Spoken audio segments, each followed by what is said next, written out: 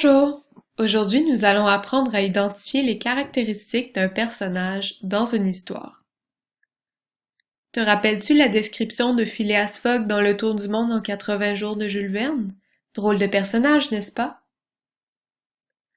Comme nous l'avons vu précédemment, la description du personnage principal se fait la plupart du temps dans le premier paragraphe ou la première partie du texte. Ensuite, des personnages secondaires et des opposants sont introduits dans l'histoire. Comment les auteurs décrivent-ils leur héros? Dans le portrait qu'il dresse de son personnage, l'auteur peut inclure des informations sur l'identité, l'apparence, la personnalité et l'habillement du personnage, mais il peut aussi décrire son passé, ses habitudes, ses défauts, son rôle, ses valeurs et plus encore. Ce tableau regroupe les différents aspects de la description d'un personnage, soit l'aspect identitaire, physique, psychologique et moral, ainsi que l'aspect social et culturel. Voici un exemple de son utilisation. Nous avons repris le texte que vous avez auparavant écouté sur la description de Phileas Fogg. À l'aide du tableau vu précédemment, nous avons trié les différentes informations en critères. Donc vous avez ici sur la partie droite de l'écran le tableau que nous avons vu dans la présentation.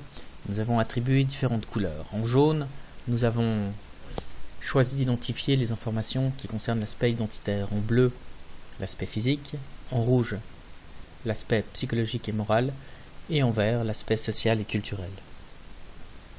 Tous ces paramètres permettent de dépeindre un personnage d'une manière complète et permet ainsi une représentation mentale la plus proche possible de la réalité.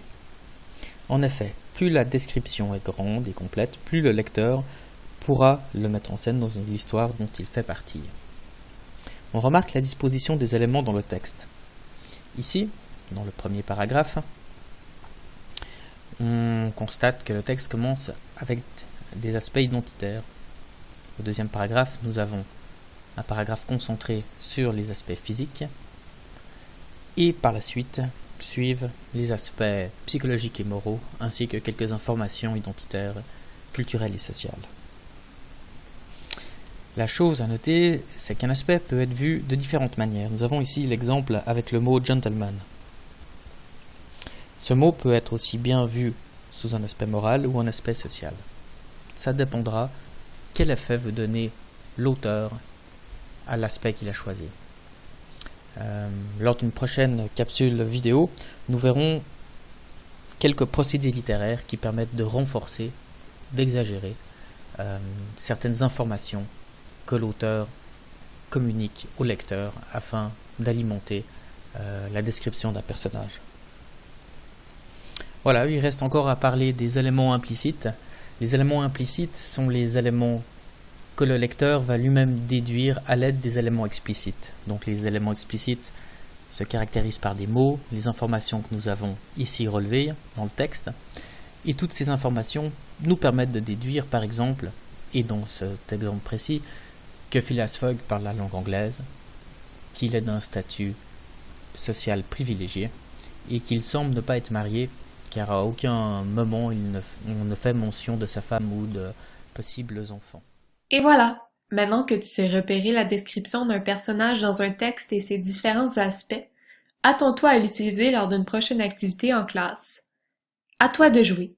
Choisis un extrait qui fait la description d'un personnage et classe les éléments dans un tableau semblable. Enfin, voici quelques exemples à repérer dans un texte ou à utiliser en contexte de rédaction. On retrouve dans ce tableau différentes façons de qualifier un personnage selon les aspects présentés et des sous-thèmes.